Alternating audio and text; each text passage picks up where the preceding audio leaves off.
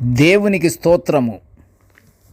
అనుదిన దేవుని వాక్య ధ్యానమునకై ఈరోజు 2024 సంవత్సరము మే నెల 25వ తారీఖు. ఈరోజు ధ్యాన వాక్యము పరిశుద్ధ గ్రంథము నుండి అపొస్తలుడైన పౌలు గారు తిమోతికి వ్రాసినటువంటి మొదటి పత్రికలోని మొదటి అధ్యాయము 5వ వచనాన్ని ధ్యానించుకుందాము. ధ్యాన వాక్యము చదువుతున్నాను. పవిత్ర హృదయము నుండి, మంచి మనస్సాక్షి నుండి, నిష్కపటమైన విశ్వాసము నుండి కలుగు ప్రేమయే. ప్రియ దేవుని బిడ్డలారా, మీ అందరికీ ఉదయకాలపు శుభ అభివందనాలు. దేవుని కృపలో మనం అందరము సంతోషముగా ఉండాలి. మనము సంతోషముగా దేవుడు మనల్ని ఉంచుతున్నాడు. ఇప్పుడు ఈరోజు ధ్యాన వాక్యము ప్రతి మనుష్యుని క్రీస్తులో సంపూర్ణుడిగా ఉండుటకు మూలాధారమైన ప్రేమ గురించి మనము ధ్యానించుకుంటున్నాము. అలాగే ప్రతి మనుష్యుని క్రీస్తులో సంపూర్ణునిగా చేయుటయే అపొస్తలుల పరిచర్య కూడా. అయితే ప్రతి మనుష్యుడు దేవుని మాటలను అపొస్తలుల బోధల ద్వారా వినవలెను. మరి క్రీస్తులో సంపూర్ణునిగా చేయుటయే అపొస్తలుల పని అయినప్పుడు ప్రతి మనుష్యుడు అపొస్తలుల బోధలు వినాలి. ఆ బోధలు ఏంటంటే దేవుని మాటలు. క్రీస్తు ప్రభువులో ఏ మనిషి అయినా సంపూర్ణుడిగా కావాలంటే అతను పవిత్ర హృదయము, మంచి మనస్సాక్షి, నిష్కపటమైన మనస్సు కలిగి ఉండాలి. ఈ 3 గుణాలు కలిగిన వాడు తప్పకుండా ప్రేమ కలిగిన వాడై ఉంటాడు. No doubt. ఈ 3 గుణాలు కానీ ఉంటే అతనిలో ప్రేమ ఉన్నట్లే. ప్రభువునందు సంపూర్ణతగా ఉండాలంటే, లేదంటే సంపూర్ణత కలగాలంటే ప్రేమ గుణము అవసరము. ప్రేమ లేకపోతే సంపూర్ణత అనేది దొరకదు.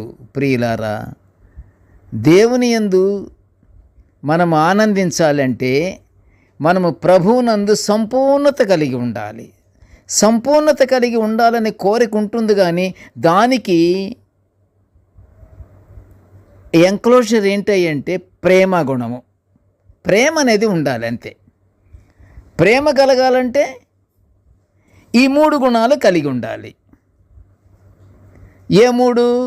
పవిత్ర హృదయము, మంచి మనస్సాక్షి, నిష్కపటమైన విశ్వాసము.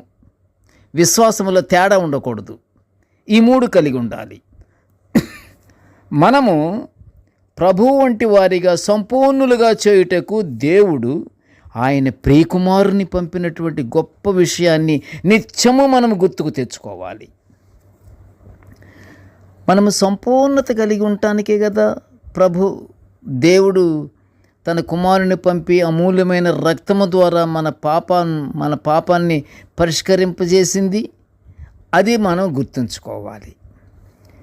ఈ విషయాల నుండి మనిషిని ఏ విషయాల నుండి సంపూర్ణులుగా చేయుటకు ప్రేమ కావాలి. ప్రేమ కావాలంటేనేమో పవిత్ర హృదయము, మంచి మనసాక్షి, నిష్కపటమైన విశ్వాసము, ఇవన్నీ కలిగి ఉంటే కానీ ప్రేమ ఉంటుంది. ప్రేమ ఉండాలంటే ఇవన్నీ గుర్తుకు తెచ్చుకోవాలి. అయితే ఈ విషయాల నుండి ఏమైతే మనము ఉండాలనుకుంటున్నామో ఆ విషయాల నుండి మనిషిని వ్యర్థమైన పాపపు క్రియల వైపు తిప్పాలని అపవాది ప్రయత్నిస్తుంటాడు. ఈ మాట అపొస్తలుడైన పౌలు గారు కొరింథీయులకు రాసినటువంటి 2వ పత్రిక 11వ అధ్యాయం 3లో వ్రాయబడి ఉన్నది. ప్రియులారా, ఒకసారి పరిశుద్ధ గ్రంథాన్ని తెరచి చూడండి. ఆ అపవాది అలాంటి స్వచ్ఛమైనటువంటి మంచి విషయాల గురించి, ఆ మంచి గుణగణాల నుండి మనల్ని దారి తప్పించటానికని ప్రయత్నిస్తాడు అనే మాట పౌలు గారు చక్కగా వ్రాశాడు. కొరింథీయులకు వ్రాసిన 2వ పత్రిక 11వ అధ్యాయం 3లో మనము చూడగలము. అలాంటప్పుడు సాతాను దుష్ట మనస్సు మన మీద పడకుండా ఉండుటకు ఎల్లప్పుడూ దేవుని మాటలను ధ్యానించుకుంటూ ఉండాలి. అందుకే అపొస్తలుడైన పౌలు గారు, నేను దేవుని ఎడలను మనుషుల ఎడలను నా మనస్సాక్షి నిర్దోషమైనదిగా ఉండునట్లు అభ్యాసము చేసుకొనుచున్నానన్న మాట అపొస్తలుల కార్యములు 24 అధ్యాయం 16లో వ్రాయబడి ఉన్నది. సాతాను నుంచి తప్పించుకోవాలంటే ఆయన మనస్సాక్షి నిర్దోషమైనదిగా ఉండుటకు ఆయన అభ్యాసం చేస్తున్నాడట. అభ్యాసం చేయటం అంటే ఏముంది? అభ్యాసం అంటే ఏమిటి? నిత్యము దేవుని ధ్యానించటమే, నిత్యము దేవునికి ప్రార్థించటమే, నిత్యము పరిశుద్ధ గ్రంథాన్ని చదవటమే, నిత్యము పరిశుద్ధ గ్రంథాన్ని చదివి అర్థం చేసుకొని ఆ ప్రకారంగా మనము నడుచుటే మనకి అభ్యాసము. అదే అభ్యాసము. ఈ అభ్యాసము పౌలు గారు చేస్తుండేవాడట. ఎక్కడ దారి తప్పిపోతామో అని, ఎక్కడ అపవాదికి చోటిచ్చేసి మనం ఇదైపోతాము. ఎందుకంటే అపొస్తలుడైన పౌలు గారు అనేది ఏమిటంటే, సృష్టినంతటిని సాతానుడు హవ్వను మోసము చేసి హవ్వచే తినవద్దన్నటువంటి పండుని తినిపింపజేసి దేవునికి అపవిత్రమైపోయారు, దేవునికి వ్యతిరేకమైపోయారు. ఆయన ఆజ్ఞను అతిక్రమించారు. ఆజ్ఞ అతిక్రమమే పాపము. ఆ పాపము చేసింది ఎవరంటే సాతానుడే.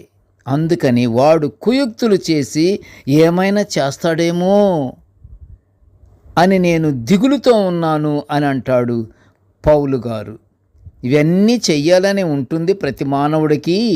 పవిత్ర హృదయం కలిగి ఉండాలంటాడు, మంచి మనస్సాక్షి కలిగి ఉండాలంటాడు, నిష్కపటమైన విశ్వాసం నేను కలిగి ఉండాలని ప్రయత్నంలోనే ఉంటాడు. కానీ కుయుక్తులు చేసే సాతాను చేసే దుష్టక్రియలకు లోనవుతామేమో. అందుకని ఆయన ఏం చేస్తున్నాడు? రోజు అభ్యాసము చేస్తున్నాడట దాని నుంచి తప్పించుకుంటానికి.